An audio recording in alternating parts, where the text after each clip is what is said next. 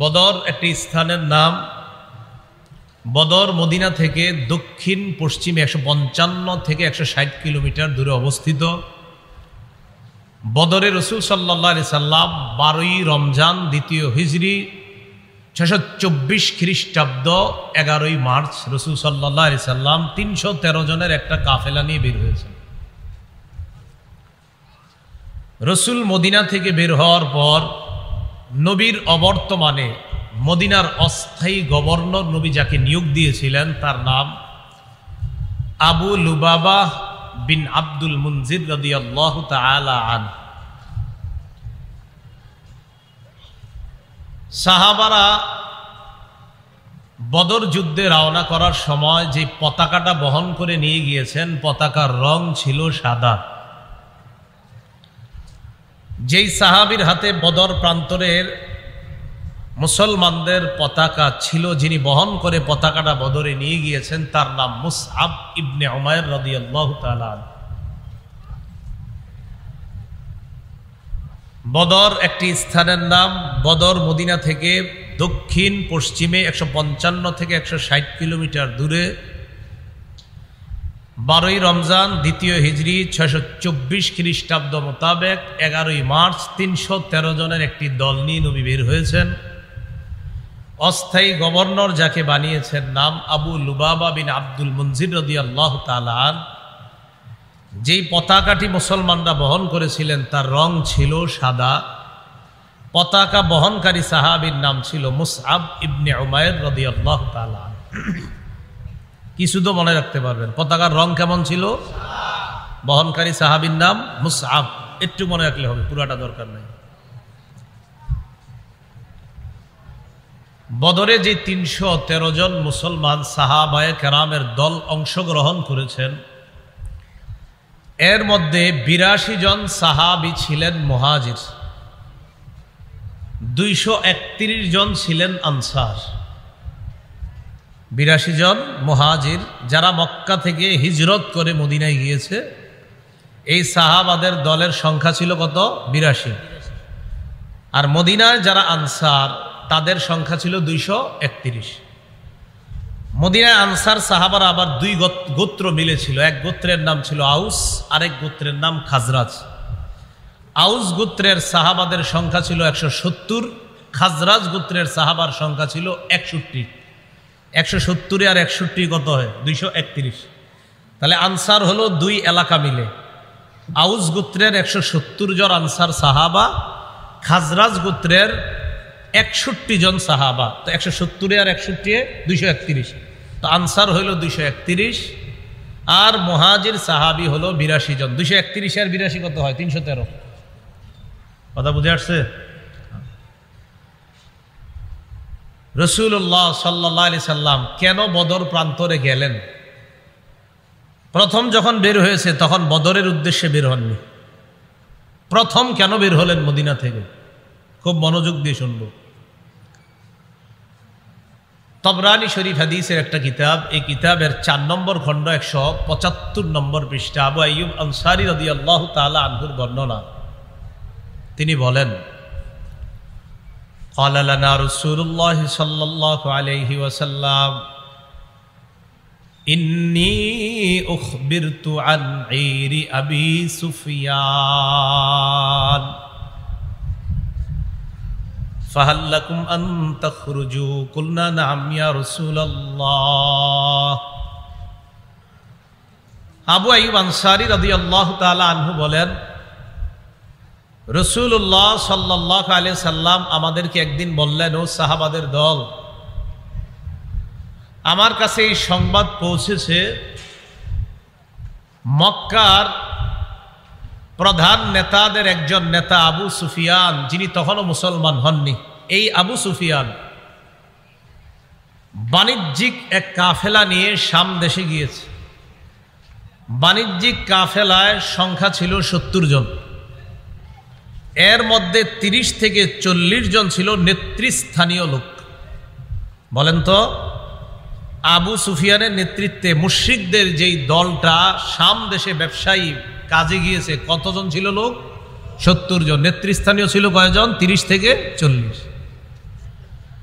নবীজির কাছে সংবাদ আসলো যে আবু সুফিয়ান যেই বাণিজ্যিক কাফেলা নিয়ে গিয়েছে, বাণিজ্যিক যে পণ্যগুলো নিয়ে ফিরতেছে, এই বাণিজ্যিক পণ্য নিয়ে তার দেশে আসার পর টার্গেট হলো এইগুলা বিক্রি করার পর যে লভ্যাংশ হবে, এই লভ্যাংশ মুসলমানদেরকে উৎখাত করার কাজে খরচ করা হবে।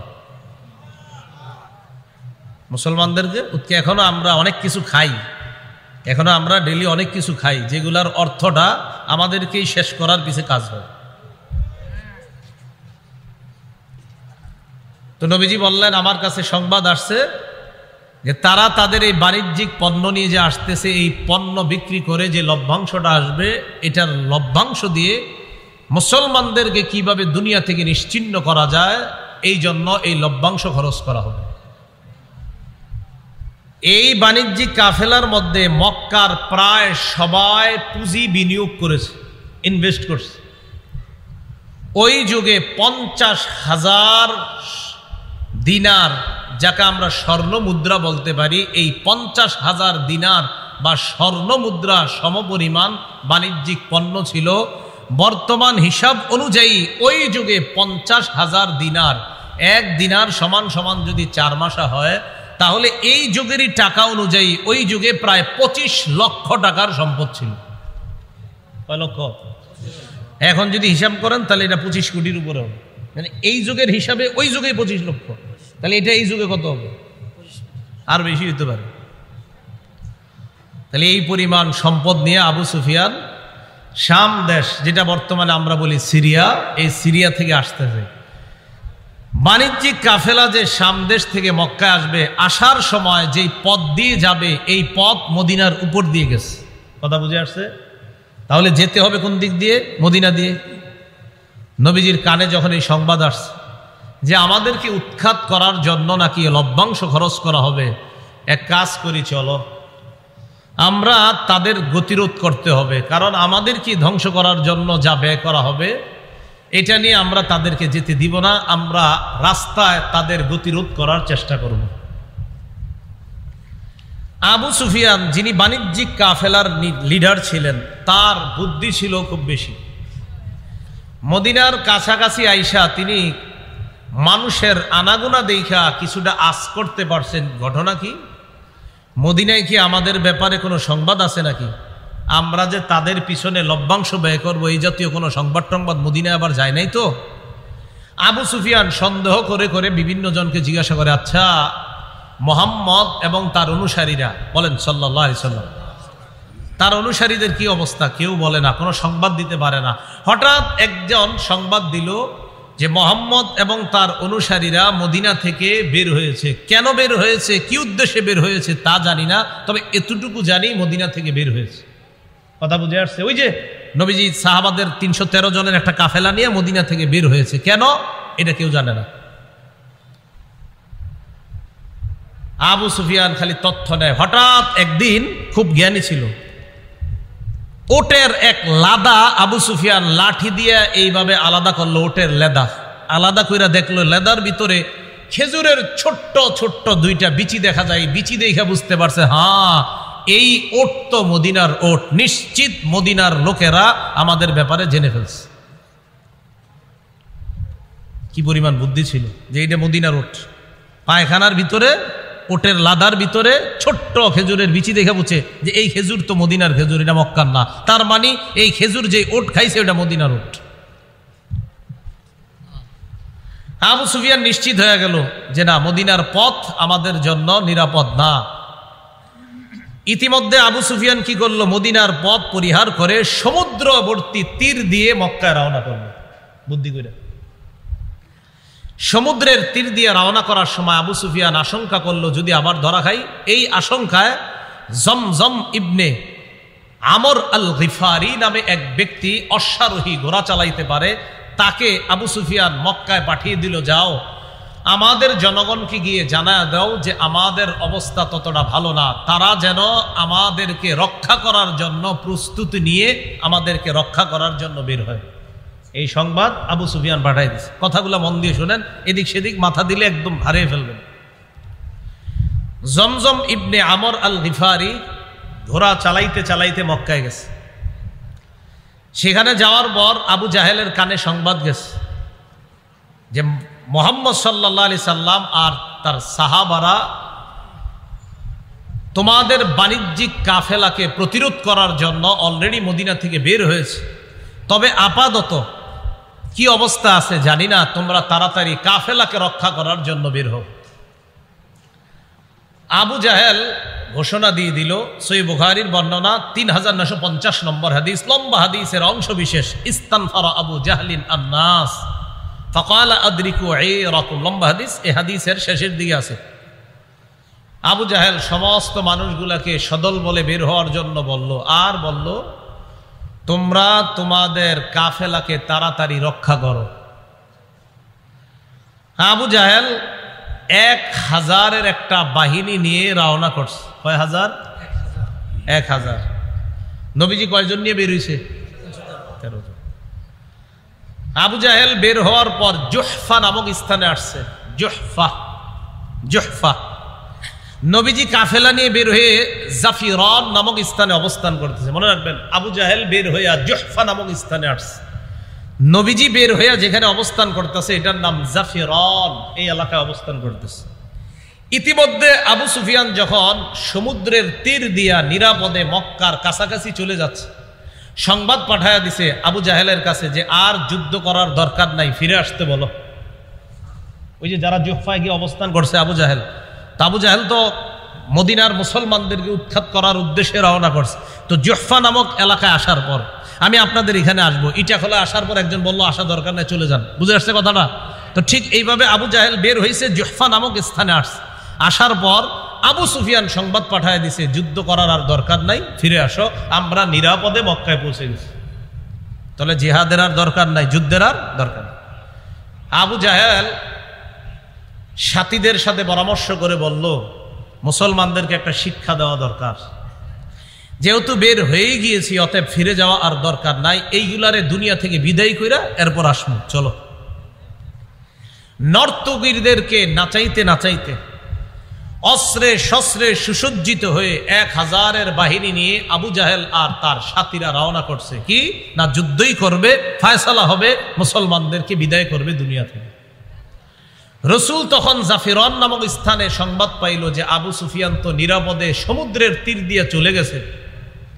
এদিক দিয়ে আবু জাহেল হুজুর রওনা করে জুহফা নামক স্থানে আসছে। আসার পর আবু সুফিয়ান চলে যেতে বলেছে, কিন্তু আবু জাহেল যাচ্ছে না, আবু জাহেল আমাদেরকে উৎখাত করার জন্যই আসতেছে। রাসূলুল্লাহ সাল্লাল্লাহু আলাইহি সাল্লাম তখন বললেন কি করা যায়? তো রাসূলুল্লাহ সাল্লাল্লাহু আলাইহি সাল্লাম বললেন, আশিরু আলাইয়া আইয়ুহান নাস, ও সাহাবারা তোমরা পরামর্শ দাও আমারে। ফাকামা আবু বকর ওয়া ক্বালা ওয়া আহসানা, আবু বকর সিদ্দিক রাদিয়াল্লাহু তাআলা আনহু দাঁড়াইলেন, খুব চমৎকার ভাষণ দিলেন আর বললেন কোনো সমস্যা নাই, চলেন আমরাও যাই।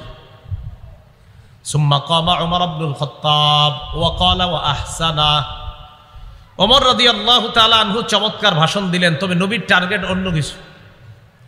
নবীজি চাইতেছে শুধু মুহাজিররা কেন বলে, মুহাজিররা তো 82 জন মাত্র, আনসার তো 231 জন, তো আমার মুহাজির সাহাবারা কেন বলে, আরে তাদের থেকে কেউ কিছু কেন বলে না? তো রাসূলুল্লাহ সাল্লাল্লাহু আলাইহি সাল্লাম যখন প্রথমে বললেন যে এরকম কাফেলা তো আসতেছে, কি করা যায়, তো প্রথম জবাব ছিল সাহাবাদের এরকম, কুলনা, আমরা বললাম আজকে আমাদের এই পরিমাণ শক্তি নাই যে তাদের সাথে লড়াই করতে পারবো। কারা? সাহাবাদের বক্তব্য যে এই পরিমাণ শক্তি নাই যে লড়াই করতে পারবো আমরা। তখন নবীজি চিন্তা করলেন কি করা যায়, খালি পরামর্শ চায়। তো মুহাজির সাহাবীদের মধ্যে আবু বকর দাঁড়ায় বললেন চলেন, ওমর বললেন চলেন, কিন্তু নবীজির টার্গেট অন্য কিছু, যে আনসারদের কেউ দাঁড়ায় না কেন। ফাকামাল মিকদাদ রাদিয়াল্লাহু তাআলা আন, আনসারদের মধ্যে মিকদাদ রাদিয়াল্লাহু তাআলা আন সাহস করে দাঁড়িয়ে গেলেন। আনসারদের মধ্যে হযরত মিকদাদ দাঁড়ানোর পর তার বক্তব্যটা বুখারীতে আসছে, সহিহ বুখারীর 4609 নম্বর হাদিসে আসছে। قال المقداد رضي الله تعالى عنه لرسول الله صلى الله عليه وسلم لا نقول لك كما قالت بنو إسرائيل لموسى ফাযহাব আনতা ওয়া রাব্বুকা ফাকাতিলা ইন্না হাহুনা কাঈদুন ওয়ালাকিন ইমজি আনতা ওয়া নাহনু মাআকা ওয়া ফি রিওয়ায়াতিন ওয়া নাহনু মাআকা মুকাতিলুন। মিকদাদ রাদিয়াল্লাহু তাআলা আনহু দাঁড়ায় বললেন, হুজুর, আমরা আপনাকে ওই কথা বলবো না যেই কথা বনি ইসরাইল মুসা নবীরে বলছে। মুসা নবী যখন বনি ইসরাইলকে বলছে চলো আমরা জালেমদের বিরুদ্ধে লড়াই করব, তখন বনি ইসরাইল মুসা নবীরে বলছে আপনি আর আপনার রব গিয়া লড়াই করেন, আমরা এখানে বসে অপেক্ষা করতেছি। নাউজুবিল্লাহ। মিকদাদ বললেন, হুজুর, আমরা আপনাকে এটা বলবো না, আপনি চলেন ডানে বামে সামনে পিছনে, আমরা আপনার সাথে থেকে আমরা মাঠে লড়াই করব। চলেন। যখন হযরত মিকদাদ রাদিয়াল্লাহু তাআলা আনহু বলছে আপনি চলেন, হাদিসে আসছে ফাকান্নাহু সুররিয়া আনহু, রাসূলের চেহারা থেকে, চেহারা মুবারক থেকে পেরেশানির ছাপ মুহূর্তেই দূর হয়ে গেছে। মুহাজিররা বক্তব্য দিচ্ছিল, নবীজি খালি কয় আরে বলো না, আরো বলো, মানে চাইতেছে আনসারদের কেউ বলুক, কারণ তাদের সংখ্যা তো বেশি। এতটুকু বুঝে আসছে সবার? আচ্ছা। আবু জাহেলের নেতৃত্বে কাফেররা চলে আসছে বদর নামক স্থানে। আইসা তারা আগে আগে পানির কাছাকাছি নিরাপদ জায়গা বেছে নিয়ে সুন্দর একটা জায়গা তারা বেছে নিয়েছে কাফেররা। রাসূলুল্লাহ সাল্লাল্লাহু আলাইহি সাল্লাম সাহাবাদের দল নিয়ে বদর প্রান্তরে গিয়ে উপস্থিত হয়ে এমন একটা জায়গা, যেই জায়গায় প্রচুর বালু আর পানি নাই নাগালের মধ্যে, খুব ভয়ঙ্কর অবস্থা, ওই জায়গায় সাহাবাদেরকে নবীজি বসলেন। তাহলে এখন কি পর্যন্ত মনে হচ্ছে দল বেশি কাদের? কত? সাহাবাদের কয়জন? 313 জন। কাফেররা কি নিরাপদ স্থানে না সাহাবারা? কাফেররা। পানির কাছে কারা? বালুরময় স্থানে কারা? সাহাবারা। তো নবীজি সাহাবায়ে কেরামের দল নিয়ে মুসলমানরা বলেন সমস্যা নেই, মুসলমানদের দল সাহাবাদের দল নিয়ে অবস্থান নিলেন। রাতের বেলা আল্লাহ পাক রব্বুল আলামিন রহমতের একটা বৃষ্টি দিয়ে দিলেন, সাহায্য শুরু হয়ে গেল। বৃষ্টি আসার পর ঘটনা কি ঘটলো? বালুর যে জমিনগুলা, বালুগুলা জৈমা, ওই জমিনটা হয়ে গেছে সুন্দর, আর সাহাবারা ছোট্ট ছোট্ট গর্ত কইরা পানি জমা করলো, আর কাফেরদের নিরাপদ জায়গাটা সেখানে বৃষ্টিতে কাদাযুক্ত হয়ে সাহাবাদেরটা আল্লাহ নিরাপদ করে দিলেন কুদরতি গাইবি আর আল্লাহর আসমানি সাহায্য দ্বারা। তাহলে বলেন তো রাতের আগে নিরাপদ স্থানে ছিল কারা? মুহূর্তের মধ্যে আসমানি ফায়সালায় নিরাপদ স্থানে আল্লাহ কাদেরকে রেখে দিলেন? মুসলমান। এটা আল্লাহর সাহায্য। 17ই রমজান শুক্রবার দিন লড়াই শুরু হয়ে যাবে। কত রমজান? 17ই রমজান। রাতে রাসূলুল্লাহ সাল্লাল্লাহু আলাইহি সাল্লাম, হযরত ওমর ইবনুল খাত্তাবের বর্ণনা, মুসলিম শরীফের বর্ণনা, 4480 নম্বর হাদিস। ওমর ইবনুল খাত্তাব রাদিয়াল্লাহু তাআলা আনহু বলেন, লাম্মা কানা ইয়াউমু বদরিন নাযারা রাসূলুল্লাহ সাল্লাল্লাহু আলাইহি ওয়াসাল্লাম ইলাল মুশরিকিনা ওয়া হুম আলফুন ওয়া আসহাবুহু 319 রাজুলা। বদর যুদ্ধের দিন রাসূলুল্লাহ সাল্লাল্লাহু আলাইহি সাল্লাম মুশরিকদের দিকে একটু তাকাইলেন। তাকানোর পর দেখলেন তারা হাজার সংখ্যায়, আর মুসলমানদের সংখ্যা 313 জন। নবীজি সাল্লাল্লাহু আলাইহি সাল্লাম এই অবস্থা দেখা প্রথমে মুশরিকদেরকে দেখলেন। এখান থেকে একটা শিক্ষা দেখেন। ফাস্তাকবালা নবিয়ুল্লাহ সাল্লাল্লাহু আলাইহি ওয়াসাল্লাম মুস্তাকবিলাল কিবলা। ফাস্তাকবালা নবিয়ুল্লাহ সাল্লাল্লাহু আলাইহি ওয়াসাল্লাম আল কিবলা। রাসূলুল্লাহ সাল্লাল্লাহু আলাইহি সাল্লাম কিবলার দিকে ফিরলেন। বিপদ দেখবেন আগে, দেখার পর এবার রাসূল কি করলেন? কিবলার দিকে ফিরলেন। ফেরার পর ফামাদ্দা ইয়াদাই, হাত উঠাইলেন, কিবলামুখী হলেন, হাত উঠাইলেন। ফাজআলা ইয়াহতিফু বিরাব্বিহি, আল্লাহর কাছে কান্না করতে করতে বলতে লাগলেন, আল্লাহুম্মা আনজিজ,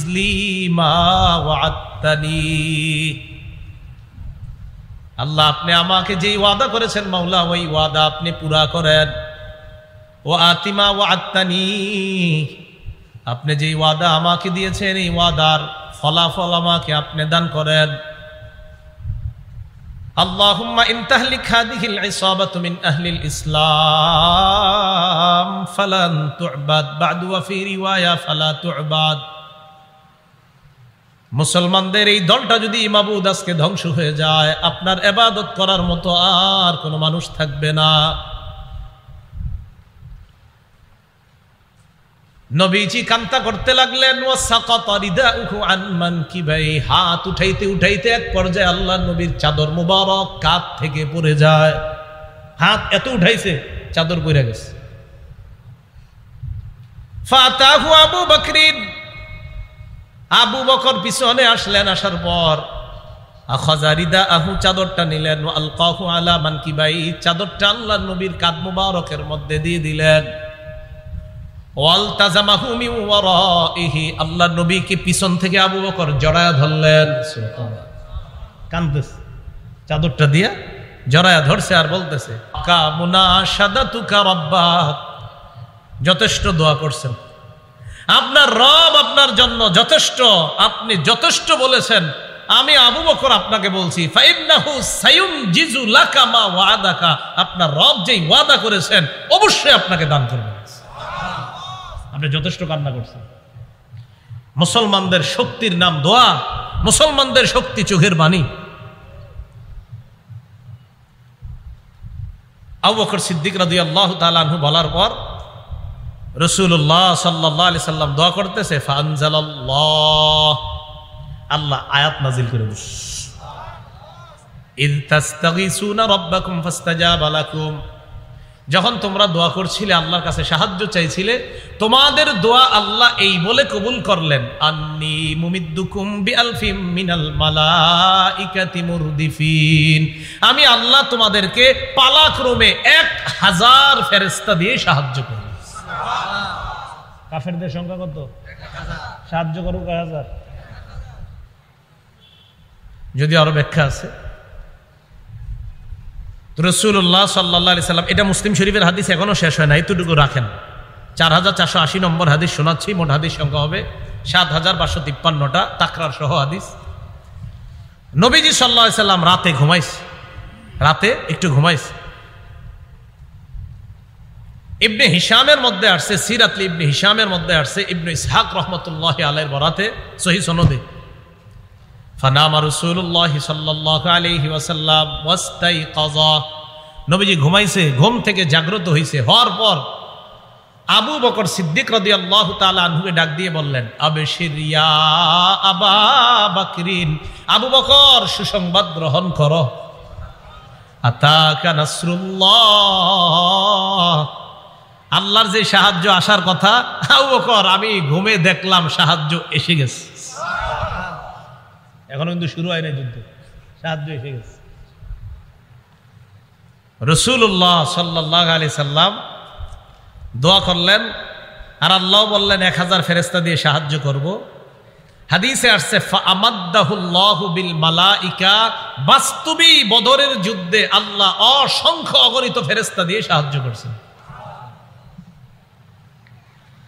সাহায্যের একটু বর্ণনা আমরা শুনি, মুসলিম শরীফেরই পরের অংশে আসছে। আব্দুল্লাহ ইবনে আব্বাস রাদিয়াল্লাহু তাআলা আনহুমার বর্ণনা, তিনি বলেন, বাইনামা রাজুলুম মিনাল মুসলিমিনা ইয়াশতাদ্দু ফি আসারি রাজুলিম মিনাল মুশরিকিনা, বদর যুদ্ধের দিন এক মুসলমান আরেক বেঈমানের পিছনে দৌড়াইতেছে, এক মুসলমান আরেক বেঈমানকে দৌড়াইতেছে, এভাবে দৌড়াইতেছে। ইদ সামিআ সাউতান বিদ্দরবাতি ফাওকাহু ওয়া সাউতাল ফারিস, হঠাৎ তিনি একটা চাবুকের আওয়াজ শুনলেন উপর থেকে, আরেকজন ঘোড়সওয়ারের আওয়াজ, ইয়াকুলু, যে বলতেছে, আকদিম হাইজুম, হাইজুম তুমি সামনে যাও। কেউ একজন উপর থেকে বলতেছে, হাইজুম তুমি সামনে যাও, আর আমি শুধু চাবুকের আওয়াজ শুনতেছি, কে মারতেছে কারে মারতেছে কিছুই দেখতেছি না। বলতেছে হাইজুম সামনে যাও। হাইজুম হলো ফেরেশতাদের বাহনের নাম। বলেন হাইজুম কার নাম? হ্যাঁ বাহনের নাম হাইজুম। হাইজুম আগাও আগাও। তো সাহাবী বলেন আমি হাইজুমরেও দেখি না, চাবুকও দেখি না, খালি মাইরের আওয়াজ শুনি। ফানাযারা ইলা মুশরিকিন, হঠাৎ এক মুশরিকের দিকে তাকায়া দেখে খররা মুস্তালকিয়া, ওই মুশরিক জমিনের মধ্যে লুটায়া পড়ছে। কদ খুতিমা আনফুহু ওয়া শুক্কা ওয়াজহুহু, যার নাকের মধ্যে আর চেহারার মধ্যে দেইখা মনে হচ্ছে বিদর্বা, কে জানি তারে চাবুক দিয়ে পিটাইছে। তো এতক্ষণ উনি চাবুকের আওয়াজ শুনলেন, ঘোড়সওয়ারের আওয়াজ শুনলেন, আর বলতেছে হাইজুম সামনে যাও। তিনি বলেন হঠাৎ আমি দেখি এক মুশরিক মাটিতে পড়ে আছে, তার নাকে তার চেহারার মধ্যে চাবুকের মাইরের চিহ্ন। তখন আমি বুঝতে পারলাম এতক্ষণ যা শুনলাম এখন দেখি মুখে চিহ্ন দেখা যায়। এই ঘটনা জানানোর জন্য দৌড় দিছে নবীজির কাছে। বিসমিল্লাহ। আপনারা একটু মন দিয়ে শুনতে হবে, আমি একটু আস্তে আস্তে বলবো। আজকে আপনার ওই যে চতুর্থ ডোজ দিলাম টিকা টিকা, এই জন্য মোটামুটি একটু অবস্থা ইয়াতে আছে। তো রাসূলুল্লাহ সাল্লাল্লাহু আলাইহি সাল্লামের কাছে বলার জন্য রওনা করছে। ফাহাদ্দাসা বিযালিকা রাসূলুল্লাহ সাল্লাল্লাহু আলাইহি ওয়াসাল্লাম, আনসারী সাহাবী রাসূলুল্লাহ সাল্লাল্লাহু আলাইহি সাল্লামের কাছে গিয়েছে সংবাদটা জানানোর জন্য।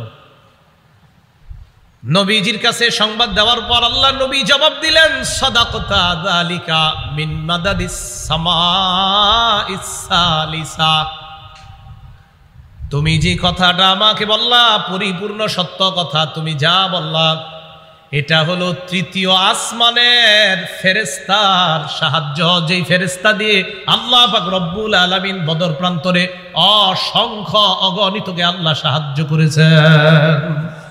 এটা আল্লাহর সাহায্য, তুমি সত্য কথা বলছো, এটা তৃতীয় আসমানের সাহায্য। আল্লাহ সাহায্য করেছেন ফেরেশতার মাধ্যমে। চাবুকের আওয়াজ এটাও সঠিক শুনছো, মাইরের আওয়াজ ওইটাও সঠিক ছিল, আর হাইজুমের কথা এটাও সঠিক, নাকে মুখে চিহ্ন এটাও সঠিক।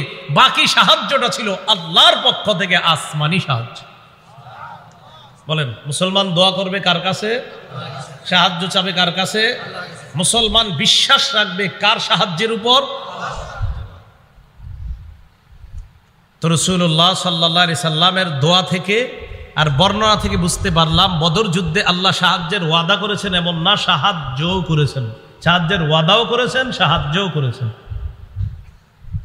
17ই রমজান শুক্রবার দিন বদর প্রান্তরে এক পাশে বেঈমানরা, আরেক পাশে মুসলমানরা। খুব মনোযোগ দিয়ে শোনেন। কাফেরদের পক্ষ থেকে 3 জন মাঠে আসছে। 3 জন, একজনের নাম উতবা, আরেকজনের নাম শাইবা, আরেকজনের নাম ওয়ালিদ। মনে থাকবে নি? আল্লাহ জানে। উতবা, শাইবা। পতাকার কালার কি? মুসলমানদের। বহনকারীর নাম মুসা, বহনকারীর নাম। খ্রিস্টাব্দ মোতাবেক কয় তারিখে নবীজি বের হয়েছিলেন? 11ই মার্চ। আর কতই রমজান বের হয়েছিলেন? 12ই রমজান। আর যুদ্ধ সংগঠিত হবে কতই রমজান? 17ই রমজান। কাফেরদের মধ্যে 3 জন আসছে, উতবা, শাইবা, ওয়ালিদ। আসার পর দাঁড়ায় রয়েছে। আনসারদের মধ্য থেকে 3 সাহাবী মাঠে গেছে। সুবহানাল্লাহ। 3 জন যাওয়ার পর উতবা, ওই কাফেরদের মধ্যে যে 3 জনের একজন উতবা ডাক দিয়ে বলল, এই তোমরা কারা? আবার তোমরা তো আমাদের শত্রু না। তাদেরকে তো চিনে না। চিনে তো কাদেরকে? মুহাজিরদেরকে চিনবে, কারণ মুহাজিররাই তো তাদের এলাকার। তোমরা আবার কারা? তোমরা তো আমাদের শত্রু না, আর তোমরা নিচু জাত, নাউজুবিল্লাহ। এটা সেটা বইলা কয় তোমরা মাঠে কেন? যাও তোমরা ভাগো। আমরা যাদেরকে শত্রু মনে করি, প্লেয়ার মনে করি, তাদেরকে পাঠাও। এটা উতবার অহংকার সুলভ বক্তব্য। রাসূলুল্লাহ সাল্লাল্লাহু আলাইহি সাল্লামের নির্দেশে, খুব মন দিয়ে শুনবেন, মুসলমানদের মধ্যে, মুহাজিরদের মধ্যে 3 সাহাবা মাঠে আসলেন।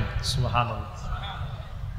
একজন হযরত আলী রাদিয়াল্লাহু তাআলা, আরেকজন হযরত হামজা, আরেকজন উবাইদা রাদিয়াল্লাহু তাআলা।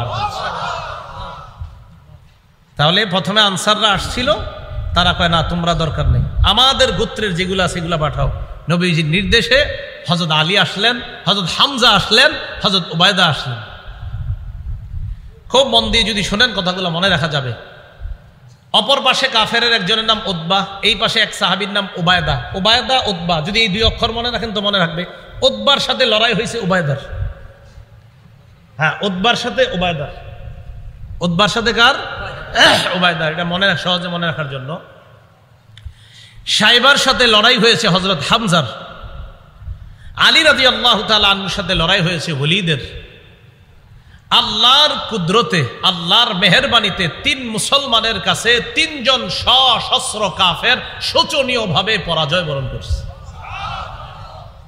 তবে উবায়দা যে উতবা, যে বারবার নামটা মনে করাইলাম, ওই উতবার সাথে যে উবায়দা, এই উবায়দা রাদিয়াল্লাহু তাআলা আনহু উতবাকে জাহান্নামে পাঠিয়েছে ঠিক, কিন্তু উবায়দা রাদিয়াল্লাহু তাআলা আন লড়াইয়ের এক পর্যায়ে পায়ে একটা আঘাত খেয়েছিলেন, পায়ে।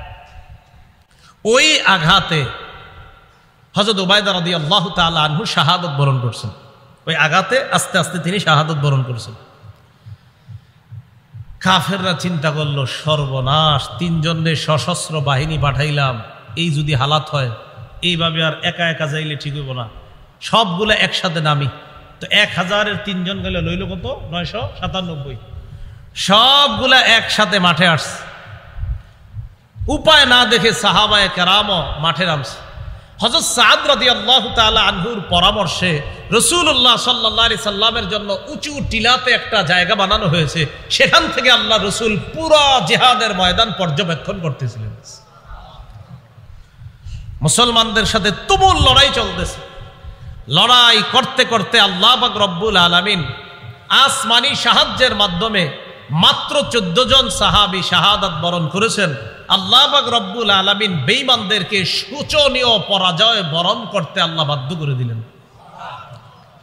কাফেরদের 70 জন মারা গেছে, 70 জন মুসলমানদের হাতে বন্দী হয়েছে। লড়াই যখন চলতেছে, খুব মন দিয়ে বুঝেন, এত মারা গেল একটা, পুরো জানলাম যে কাফেররা সব শোচনীয় পরাজয় বরণ করেছে, 70 জন নিহত হয়েছে, 70 জন বন্দী হয়েছে। মুসলমানদের মাত্র কয়জন? 14 জন শহীদ হয়েছে। কাফেররা সারেন্ডার করছে। কাফেরদের মধ্যে যে লিডার ছিল সেদিন আবু জাহেল, তার মরণটা কিভাবে হয়েছিল? ওখানে মরছে সে। সহিহ বুখারীর বর্ণনা 3141 নম্বর হাদিস। 3141 কত হয়? 3141। 3141 কত? 3141। এই হাদিসের মধ্যে আছে আব্দুর রহমান ইবনে আউফ রাদিয়াল্লাহু তাআলা আনহুর বর্ণনা। তিনি বলেন, বাইনামা আনা ওয়াকিফুন ইয়াউমা বাদরিন ফিস সাফ ফাইদা আনা বিগুলামাইন মিনাল আনসার হাদিসাতিন আসনানুহুমা। বদর যুদ্ধের দিন আমি সারিতে দাঁড়িয়েছিলাম, দলে দাঁড়িয়েছিলাম, কাতারের মধ্যে দাঁড়িয়েছিলাম। ফানাযারতু আন ইয়ামিনি ওয়া আন শিমালি, ডানে তাকাইলাম, বামে তাকাইলাম। ফাইদা আনা বিগুলামাইনি মিনাল আনসার হাদিসাতিন আসনানুহুমা। আমি চিন্তা করলাম, দেখি আমি কার পাশে আছি বদরে, মানে আব্দুর রহমান ইবনে আউফ।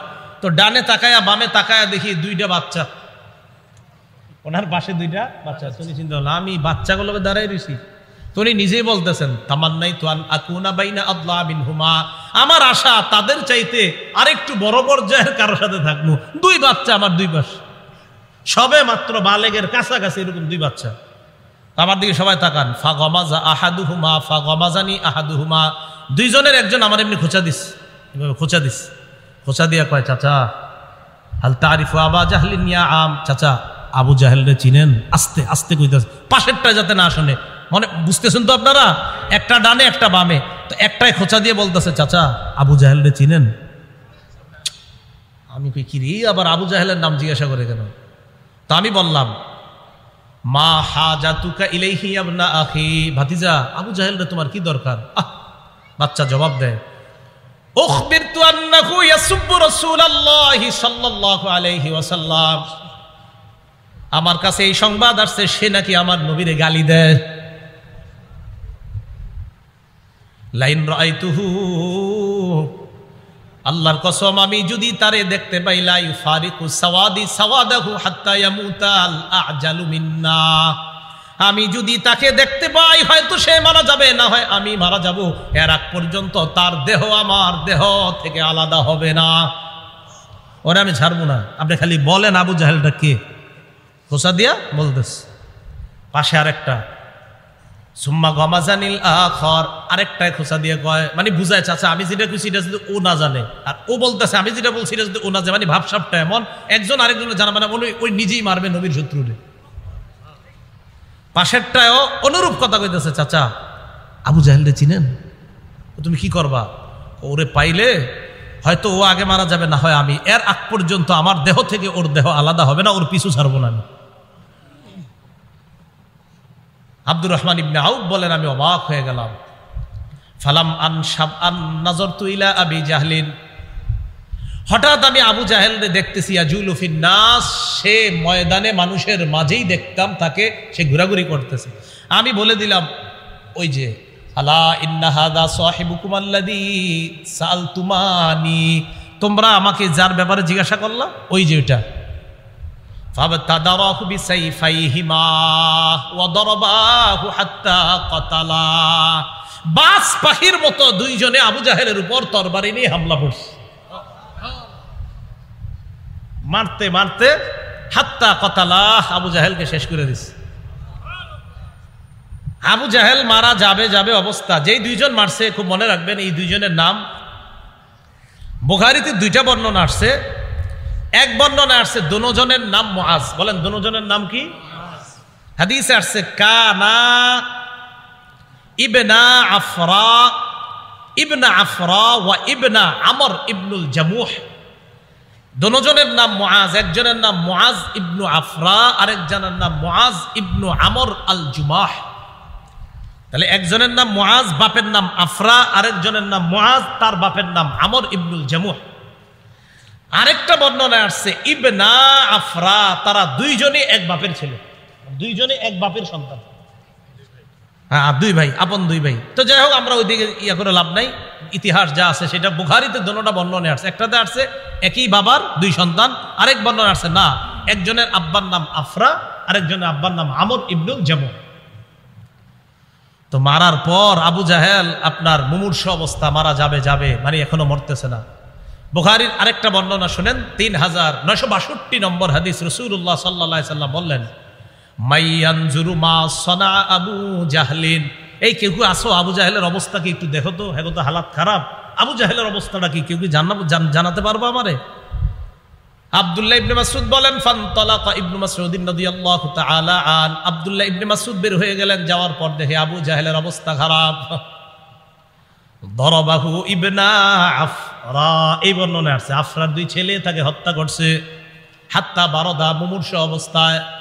আমি তাকে গিয়ে বললাম, আনতা আবু জাহলিন, তুমি কি আবু জাহেল না? বললাম। মরার সময় অহংকার কিমনে দেহেন দেখায়, মরার সময় কয় হাল ফাওকা রাজুলিন কাতালতুমু, একটা মানুষই তো মারছো, এতে আর তুমি এত কি বীরত্ব, মরার সময় কইতেছ।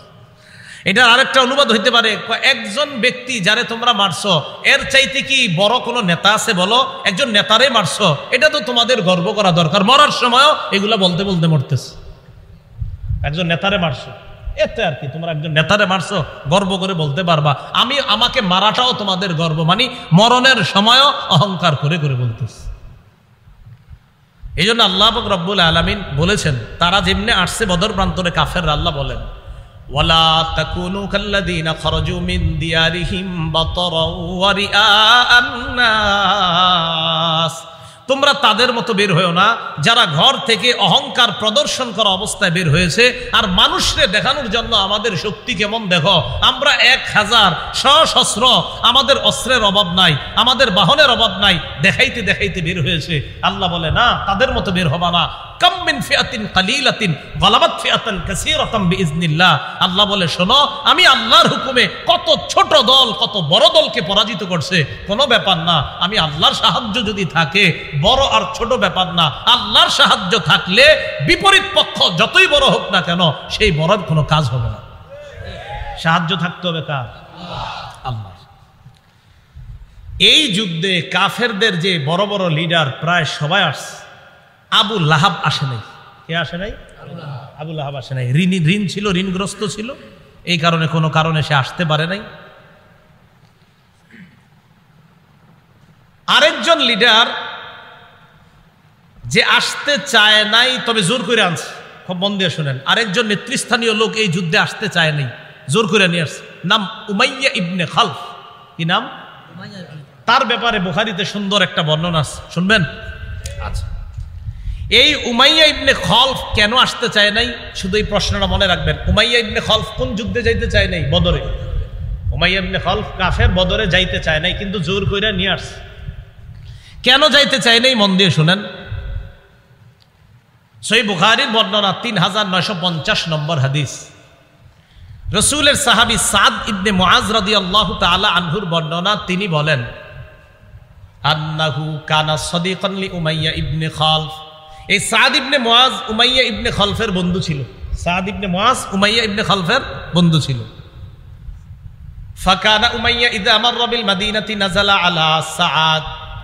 উমাইয়া ব্যবসার উদ্দেশ্যে যখন মদিনার উপর দিয়ে কোথাও যাইতো, তখন মেহমান হিসাবে সাদ রাদিয়াল্লাহু তাআলা আনহুর বাড়িতে অবস্থান করত।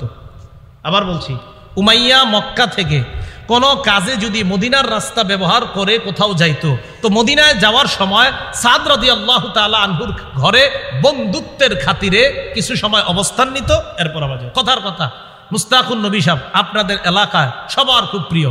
অনেক সময় হুজুর কোনো মাহফিলে গেলে এই মাদ্রাসায় কিছু সময় অবস্থান নিতে পারে, আমার নেওয়া মনে হয়। অথবা নরসিংদীর কোনো মাদ্রাসায় হুজুর জোহরের সময় হইলো, নামাজ পড়লো, কিছুক্ষণ কথা বললো, অবস্থান নিল। তাহলে বোঝা গেল কি, আপনাদের সাথে এলেমের খাতিরে, ইসলামের খাতিরে একটা মহব্বতের কারণে কিছু সময় অবস্থান নিচ্ছে।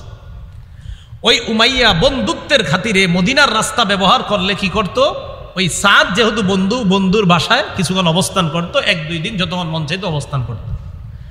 আবার উল্টা, ওয়াকানা সাআদুন ইযা মাররা বিমাক্কাহ নাযালা আলা উমাইয়া ইবনে খালফ। হযরত সাদ যখন মক্কায় কোনো কাজে যাইতেন, তখন উমাইয়ার বাড়িতে বন্ধুত্বের খাতিরে অবস্থান করতেন। কথাটা বুঝে আসছে? আচ্ছা। ফালাম্মা কাদিমা রাসূলুল্লাহ সাল্লাল্লাহু আলাইহি ওয়াসাল্লাম আল মাদিনা ইনতালাকা সাআদুন মু'তামিরা, খারাজা সাআদুন মু'তামিরা। নবীজি মদিনা আসার পর একবার হযরত সাদ রাদিয়াল্লাহু তাআলা উমরা হজ করার উদ্দেশ্যে রওনা করছে মক্কায়। আলেম ছাড়া অন্যরা বলেন, বুঝে থাকলে বলেন তো, হযরত সাদ মক্কায় গেলে বন্ধুত্বের খাতিরে কার বাসায় অবস্থান করে? উমাইয়া। বলেন সবাই, কার বাসায়? তো গেছে উমরা করতে। উমরা করতে যাওয়ার পর বন্ধুরে বলছে, উমাইয়া উনজুরলি সাআতা খালওয়াতিন লাআল্লি আন আতুফা বিল বাইত। তুমি আমার জন্য এমন একটা সময় নির্ধারণ করবা, যেই সময় কাবার আশেপাশে কোনো মানুষ থাকবে না, আমি যেন একা একা সুন্দরভাবে তওয়াফ করতে পারি, এমন একটা সময় তুমি আমারে ঘর থেকে বের করে তওয়াফ করার ব্যবস্থা করে দিও। কথাটা বুঝে আসছে নি? আচ্ছা। দুপুরের সময় ফাখরাজা বিহি উমাইয়া করিবাম মিন নিসফিন নাহার। উমাইয়া হযরত সাদকে নিয়ে দুপুরের সময়, যখন মানুষ সাধারণত রৌদ্রের কারণে, গরমের কারণে বাহিরে আসে না, ওই সময় হযরত সাদ ইবনে মুআজকে নিয়ে বন্ধু উমাইয়া বের হলো উমরা করার জন্য। এতটুকু বুঝছেন নি আপনারা? না বুঝলে কিন্তু সামনে বলবো না, বুঝছেন? আচ্ছা। বের হওয়ার পর ফালাকিয়াহুমা আবু জাহলিন। দুইজনে তওয়াফ করতেছে, আবু জাহেলের সাথে সাক্ষাৎ। একজন কাফের তওয়াফ করতেছে, আরেকজন হলো মুসলমান। কাফেররাও তওয়াফ করতো, ওরা তো উলঙ্গ হয়েও তওয়াফ করতো। নাউজুবিল্লাহ। আবু জাহেল যখন দেখা করছে, এবার আপনারা বলেন তো, আবু জাহেল যেই দুইজনের সাথে সাক্ষাৎ করছে, এই দুইজনের মধ্যে মুসলমান কয়জন? আবু জাহেল কয়, মান হাদা মাকায়া আবা সফওয়ান। উমাইয়া ইবনে খালফের উপনাম আবু সফওয়ান। ও আবু সফওয়ান, তোমার সাথে এটা কে? উমাইয়া ইবনে খালফ জবাব দেয়, হাদা সাদ, আমার বন্ধু সাদ। আবু জাহেল বলল, সাদ ওয়াল্লাহি লাউলা আন্নাকা মা আবি সফওয়ান মা রাজাতা ইলা আহলিকা সালিমা। সাদ ইবনে মুআজকে আবু জাহেল কয়, সাদ, তুমি যদি তোমার বন্ধু উমাইয়া ইবনে খালফের সাথে এখানে না থাকতা, তুমি নিরাপদে মদিনায় যেতে পারতা না, আমি তোমারে নিরাপদে যাইতে দিতাম না। নাউজুবিল্লাহ। মুসলমান, আমি তোমারে নিরাপদে মদিনায় ফিরতে দিতাম না। হযরত সাদ তো মুসলমান, মুসলমান কোনো বেঈমানকে ভয় করে না। সাথে সাথে জবাব দিয়ে দিচ্ছে।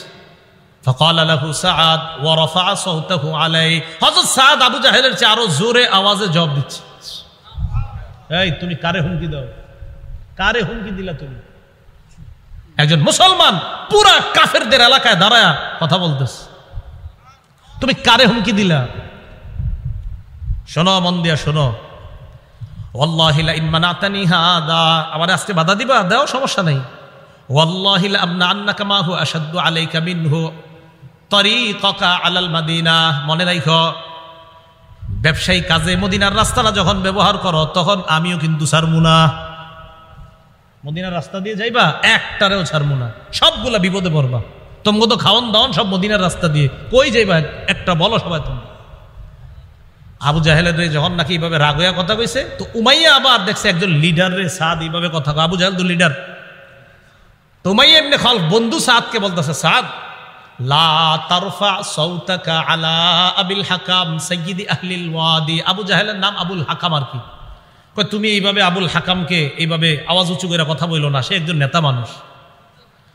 সাদ রাদিয়াল্লাহু তাআলা আনহু বললেন, উমাইয়া তুমি আমার বন্ধু, তাহলে একটু কথা শোনো। আল্লাহ, আল্লাহর কসম, সামিআতু রাসূলুল্লাহি সাল্লাল্লাহু আলাইহি ওয়াসাল্লাম ইয়াকুল, আমি আল্লাহ নবীরে বলতে শুনছি তোমার ব্যাপারে একটা কথা, ইন্নাহুম কাতিলুকা, মুসলমানরা তোমারে হত্যা করবে। বন্ধুরে কয়ে দিস, বন্ধু তোমারে কিন্তু মুসলমান হত্যা করবে, আমি শুনছি, তুমিও সাবধানে থাইকো।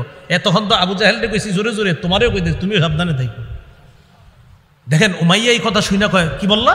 হ্যাঁ, আবি মাক্কা, মক্কায় হত্যা করবে আমারে। সাদ ইবনে মুআজ কয়, লা আদরি, আমি জানি না, তবে হত্যা করবে, মনে রেখ। উমাইয়া ইবনে খালফ তাড়াতাড়ি বিবির কাছে গেছে, যাওয়ার পরে কয়, ইয়া উম্মা সফওয়ান, ও বিবি, আলাম তারা মা ক্বালা লি সাদ, আরে দোস্ত সাদ আমারে কি বলছে শুনছো? কি বলছে? ওমা ক্বালাত লাক, ক্বালাত ওমা ক্বালা লাকা, বিবি বলতেছে কি বলছে? আমারে বলছে নবী নাকি তাদেরকে সংবাদ দিছে, মুহাম্মদ সাল্লাল্লাহু আলাইহি সাল্লাম আখবারহুম, তাদেরকে নাকি সংবাদ দিছে, আন্নাহুম কাতিলি, তারা আমাকে হত্যা করবে। আমি বলছি মক্কায়, তিনি বলছে না জানি না। বিবিরে বলতেছে, বিবি তুমি শোনো, ওয়াল্লাহি লা আখরুজু মিন মাক্কাতা আবাদা, আল্লাহর কসম আমি মক্কা থেকে আর বের হব না। আশা করি আপনারা বুঝতে পারতেছেন কোন দিকে যাইতেছি, আমি মক্কা থেকে আর বের হব না। উমাইয়া ইবনে খালফ কোথায় মারা গেছে? বদরে। উমাইয়া ইবনে খালফ মারা গেছে কোথায়? উমাইয়া ইবনে খালফ কিন্তু যাইতে চায় নাই। তাহলে আপনারা আশা করি বুঝতে পারতেছেন ঘটনাটা কোন দিকে যাচ্ছে। তো উমাইয়া ইবনে খালফ কয়, আল্লাহর কসম আমি মক্কা থেকে বের হব না। কারণ কাফেররাও বিশ্বাস করতো মুহাম্মদ সাল্লাল্লাহু আলাইহি সাল্লাম মুখ দিয়ে কিছু বলা মানেই সত্য কথা। আমি বের হব না। ইতিমধ্যে ফালাম্মা কানা ইয়াউমু বাদরিন, বদরের যুদ্ধের দিন, ইস্তানফার আবু জাহলিন আন্নাস, আবু জাহেল জনগণকে বলতে লাগলো বের হও। ফাকারিহা উমাইয়া ইয়াখরুজা, উমাইয়া বের হতে চায় না, না না আমি বের হব না। ফাতাহু আবু জাহলিন, আবু জাহেল আসছে, আসার পর কয়, উমাইয়া মাতা ইয়ারাকান নাস তাখাল্লাফতা, মানুষ যদি দেখে তুমি একজন লিডার মানুষ, তুমি যদি না যাও, ওয়া আনতা সাইয়্যিদু আহলিল ওয়াদি, তুমি মক্কা যে সমস্ত নেতা আছে নেতৃস্থানীয়দের একজন, তুমি যদি না দাও, তাখাল্লাফু, তাহলে অনেকেই যাবে না, কারণ তুমি যদি না যাও। ফামাজালা, বারবার, ফালাম ইয়াজাল, আবু জাহেল বলতে লাগতেছে বারবার যে চলো চলো চলো চলো চলো। এক পর্যায়ে উমাইয়া কয়, ইদ গালাবতানি, তুমি যখন আমাকে বাধ্যই করছো, আল্লাহি লা আশতারিয়ান্না আজওয়াদা বাঈরিন বিমাক্কা, আমি মক্কার সবচেয়ে দামি শক্তিশালী ঘোড়াটা কিনবো। কারণ আমার তো সমস্যা আছে। খুব মন দিয়ে বুঝেন। এরপরে কি কয় দেখেন, কিনছে। বিবিরে গিয়ে বলতেছে, ইয়া উম্মা সফওয়ান জাহিজিনি, প্রস্তুত করে দাও তাড়াতাড়ি। কয় কোথায় যাবেন? কয় যুদ্ধে। কয় আপনি না শপথ করলেন মক্কা থেকে বের হবেন না, আপনার বন্ধুর কথা কি ভুলে গেছেন? মা ক্বালা লাকা আখুকাল ইয়াসরিবি, আপনার মদিনার বন্ধুর কথা ভুলে গেছেন? কি বলছে? কয় না ভুলি নাই তো। তাহলে কয় লা উরিদু আন আজুজা ইল্লা বাঈদা। উমাইয়া ইবনে খালফ বলে, লা উরিদু আন আজুজা, আমি বেশি দূরে যাব না, কিছু দূর যাইয়া যখন দেখবো সবাই চলে যাবে, আমি তো সবচেয়ে দ্রুতগামী ঘোড়াটা নিয়ে যাইতেছি, এটা নিয়ে আবার ফিরে আসবো, টেনশন করো না। তো উমাইয়া ইবনে খালফ যখন বেরিয়েছে খালি এদিক সেদিক তাকায়, কখন কি হয় না হয় ওইটার উপরে উঠে, মক্কা থেকে বের হয়েও টেনশন, এই মনে হয় আমি শেষ, এরকম টেনশন। হাদিসে আসছে, লা ইয়ানজিলু মানজিলান ইল্লা আকালা বাঈরা, যেখানেই নামে ওট, আপনার ওই বাহনটাকে ওটটাকে আপনার একদম কাছে বাঁধে, একদম কাছে বাইদা রাখে, এটার সাথে বসে থাকে, এটারে কোথাও যাইতে দেয় না, এই দ্রুতগামী বাহনকে কোথাও যাইতে দেয় না, একদম পাশে বসে রাখে। হাদিসে আসছে, ইল্লা আকালা বাঈরা, যেখানেই বসে এখানে এটারে বসায় রাখে, আবার রওনা করে আবার এটার উপরে ওঠে। মানে এটা একটা বাহন যে কেউ কিছু করতে চাইবো দৌড় দিব, এই এইভাবে যাইতে যাইতে বদরে চলে গেছে। হাত্তা কাতালাহুল্লাহু বিবদরিন, যা করার করছে বদরে মারা গেছে। তো ওই যে বলছিল উমাইয়া তোমার কিন্তু অবস্থা ভালো না, মুসলমানরা তোমাকে হত্যা করে, এটা নবী বলছে, আর নবী যখন বলছে কথা কিন্তু সত্য হবে। বদর প্রান্তে রাসূলুল্লাহ সাল্লাল্লাহু আলাইহি সাল্লাম রাত্রে সাহাবায়ে কেরামের একদল, মুসলিম শরীফের বর্ণনা, গিয়ে এইভাবে দাগ দিয়ে দিয়ে দেখায় দিছে, এখানে আবু জাহেল, এখানে ওমকে, এখানে ওমকে, এখানে ওমকে, এগুলা মারা যাবে। আল্লাহ জানায় দিছে। সাহাবায়ে কেরাম বলেন এই কাফেররা মারা যাওয়ার পর আমরা ওখানে গিয়ে দেখছি নবী যেখানে যেখানে বলেছে ওইখানে ওইখানে ওই কাফের মারা গেছে। সাহায্যটা কার? এটাই আল্লাহ বলেন, ওয়ালাকাদ নাসারাকুমুল্লাহু বিবাদরি ওয়া আনতুম আদিল্লাহ। আল্লাহ তোমাদেরকে বদরে সাহায্য করেছে, তোমরা ছিলে হীন, তোমরা এমন ছিলে, তোমাদের অস্ত্র শস্ত্র তোমাদের কাছে ছিল না। আমি আপনাদেরকে পুরাটা বিষয় বলার পর জানতে চাই, মুসলমানদের ভরসা অস্ত্রের উপর না আল্লাহর উপর? হ্যাঁ, প্রস্তুতি যা আছে এতটুকু মুসলমান নিতে পারে, কিন্তু মুসলমানের মূল ভরসা কার সাহায্যের উপর? আল্লাহর। এই জন্য বিপদ আপদ সর্ব অবস্থায় আমরা কার কাছে সাহায্য চাইব? আল্লাহর কাছে। মনে থাকবে তো ইনশাআল্লাহ? পতাকার কালার কি ছিল?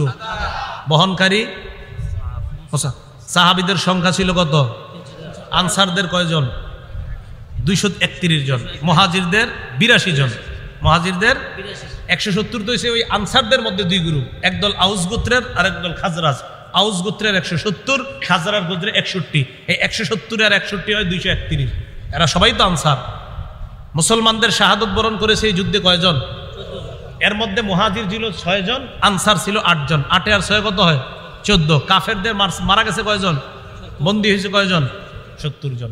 আল্লাহ পাক রব্বুল আলামিন আমাদের সকলকে বদর যুদ্ধের যে ব্যাপারটা আমরা মাথায় রাখবো, যে মুসলমান আগে কখনো আঘাত করে না, মুসলমান কখনো কাউকে আঘাত করে না। হ্যাঁ, মুসলমানদেরকে কেউ আঘাত করতে চাইলে প্রতিরোধ করার চেষ্টা করে। কি করার চেষ্টা করে? বেঈমানরা চাইছে মুসলমানদেরকে সমূলে উৎখাত করবে, মুসলমানরা চাইলো না আমরা প্রতিরোধ করতে হবে। তাহলে আগে কি মুসলমানরা কখনো আক্রমণ করে?